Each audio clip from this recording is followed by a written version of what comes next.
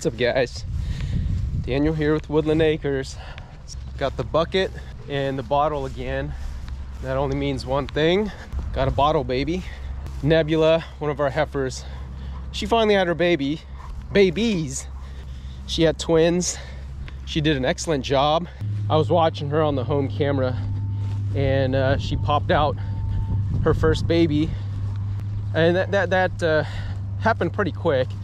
And then shortly after that first baby came, like another set of hooves were sticking out. Baby number 2 came out. Both babies were delivered in about 45 minutes, under 45 minutes.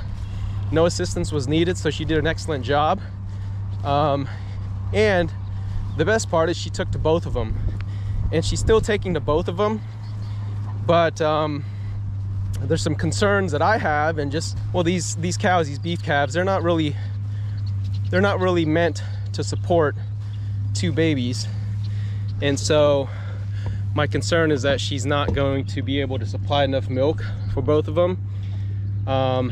At this size, she's probably okay, but once they get bigger, I don't know how well she'll be due at supplying them with milk. So for now, I'm gonna try to help supplement. I mean, see, they're both feeding. She does a really good job with them. But for now, what I'm going to do is supplement a little bit of milk on baby number 2. And then I'm also going to boost up Nebula's feed. Going to give them some extra grain, corn. Going to go get some alfalfa.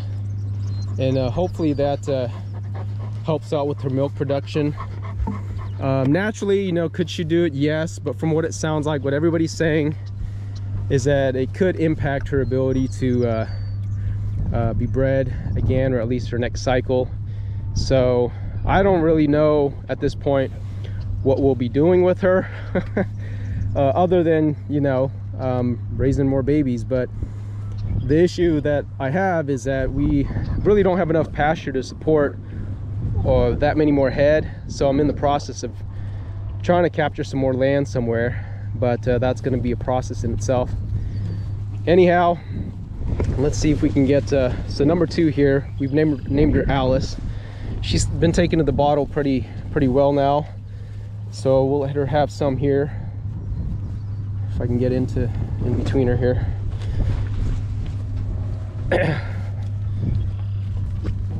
So initial plans, reactions that I had was maybe we'll just end up making her a true bottle calf, and maybe sell her off. That way we don't have to bottle feed her. But I don't know, I guess the family, she's kind of grown on us. And it's 2 heifers that we got, so we were kind of fortunate in that regard. Benny over there, so he's scheduled to go to a locker here just over a month out.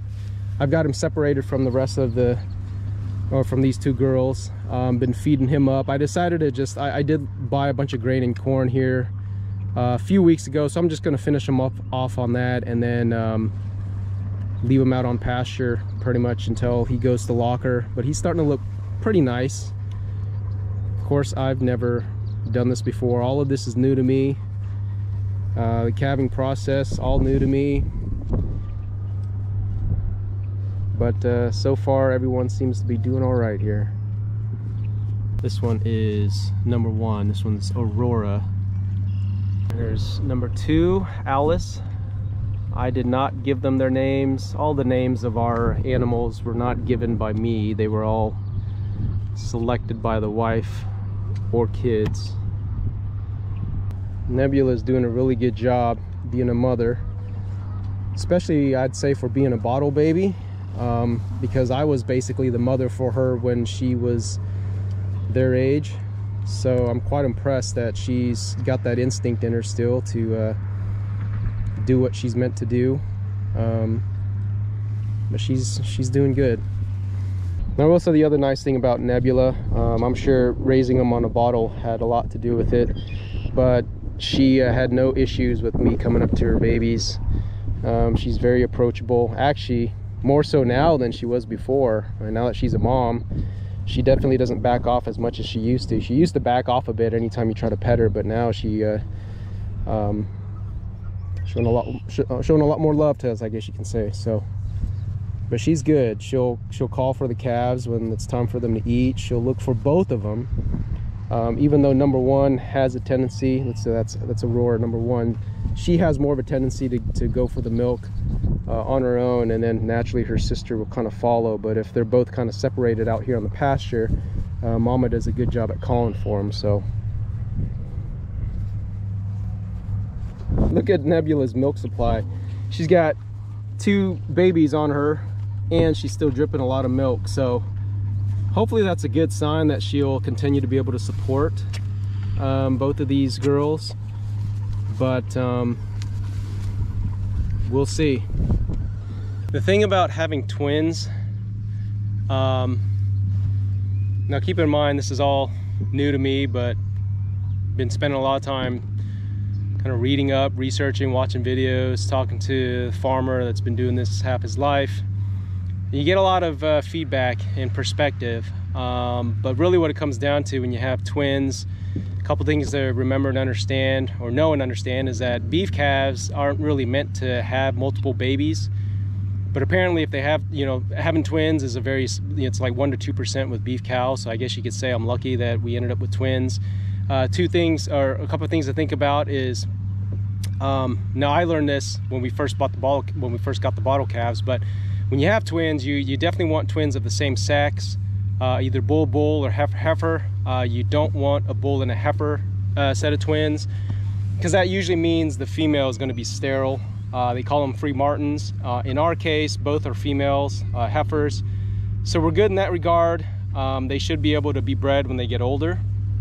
I don't know if that's what we'll be doing ourselves or if we'll end up selling them off. Once again, still trying to figure that all out. But when you have twins, really, you have 2 options. 3 technically, but I'm only really going to talk about the 2 because that's what we're going to focus on. Obviously, is to just keep both of them, assuming the mother accepts both of them. You keep them both on mother and just let them do their thing. If you do that, you just got to keep in mind that Mama is probably not going to be able to support both of them, so you're going to have to do really good at supplementing her feed to boost up her nutrition so that she can provide more milk for both of them. There's a lot of talk that when mamas have twins and you keep the twins on them, that she's likely not going to be bred again. Once again, I'm going to have to look more into that. I don't know what the statistics are on it, but I do have a concern with that because with Nebula being a good mom, I would like to breed her again someday, soon. Option 2, if we don't keep them both on Mama, is to pull one and put them on a bottle. Now I've already started putting one on the bottle. That's just to help supplement, but the idea with that, it would be to pull one calf completely off of Mom and make them a bottle baby. And whether you raise the bottle yourself or whether you sell them off as a bottle calf, that's kind of your option 2. I've now got experience raising bottle babies, so we can certainly do it, but I will tell you it's a lot of work because you're raising a baby and their life depends on you. And it's all fun until it's not. That's kind of the downsides to raising these bottle babies. Option 3, which is to me kind of silly, I've heard, I've seen videos and some folks say on forums that option 3 is when a farmer, and this is probably someone that's really extreme, but when they have twins, they just off the weaker one. That doesn't make any sense to me, especially when you have option 2 to make one a bottle baby and just sell it. I mean, if you don't want to go through the trouble of raising a bottle baby, there's plenty of people out there that will do that. So once again, I don't know why somebody would do that. But anyways, option 1 or 2 are kind of up in the air for us. Right now it's a mix of both for me, kind of running it as an experiment to see if I can supplement and also keep them on Mama. I'm also going to boost Mama's nutrition to hopefully boost her milk supply. A lot of folks just say it's not possible. I mean, there's a lot of folks out there that I know have been doing it for years, and they'll be the self-proclaimed experts. Even our neighbor who's been raising cattle his whole life, they're kind of set in their ways. Nothing wrong with that, but I I like to just take people's feedback and advice, kind of digest it, and then decide what is best for me or for us. It's really no different than parenting. There's no parenting handbook out there. You know, obviously you've got some guidelines, right? I mean, you want to feed them and keep them alive and take care of them, but for the most part, there's no right or wrong way, I guess you can say, of doing things when you're raising kids or when you're raising animals. And so these animals are no different, and that's kind of the approach I'm going to take. Is, you know, I'm going to care for them the best I can, whether that's keeping them on mama or pulling one off. Really, if you think about it, it's because a lot of these folks that have been doing it for years, I mean, you're doing it, you have to think about what your end goal is. And a lot of these folks, I mean, their end goal is to try to turn a profit. Can't really say that's my goal, just because I don't know how realistic that is with such a small herd, if you want to even call this a herd. This was really all, I guess you could say, a learning experiment for me, although it's really also to put food on our table, because we're raising a beef cow. And you know, someday if we could turn this into a bigger operation, which I really wouldn't mind doing, then maybe a profit as an end goal, you know, makes a lot of sense. But I think with these guys that are really extreme about the way they do things, I mean, that's kind of their end goal. Is, I mean, yeah, they gotta put food on, they gotta pay the bills with the animals that they raise, and so they have to take certain measures into their own hands.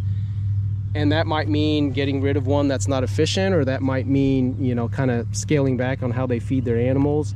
I will tell you that the way I do things, you can say I'm very fortunate in that I try to really give these animals a good life. Probably spend way more money on these animals than the average person does. I mean, aside from just putting them out on pasture, I mean, I'm taking care of the pasture, buying high quality hay for them, buying tons of treats and feed and grain and everything for these animals. Once again, I'm aware that I'm fortunate to be able to do that, but that's also because I'm not, at this time anyways, trying to turn a profit. I'm just trying to take really good care of these animals. So the guys that are saying to, you know, get rid of one to really grow one to its full potential, I mean, the reason for that, you know, when you have twins, and to not compromise on one of the twins or both of the twins if you keep them on mama, is because you want to turn out a nice animal so you can turn them for profit. But because that's not really my end goal at this time anyways, that's why I'm not too bothered about keeping both twins on mama. And, you know, even if that compromises their size at this point, I'd say so be it. But if it turns out that I made the wrong decision, in that their size or their growth really is compromised, then I'll chalk it up to a lesson learned. The stubborn part of me says that, well, I'm going to do anything and everything I can to really boost the nutrition for both mama and baby, and see if that makes a difference. But who knows? I mean, I'm sure plenty of folks out there have done that, and they'll tell me otherwise. I just haven't seen anybody or any videos or anybody say anything about giving one of the babies a bottle and keeping them on mama. It's either just keep them on mama or pull baby off.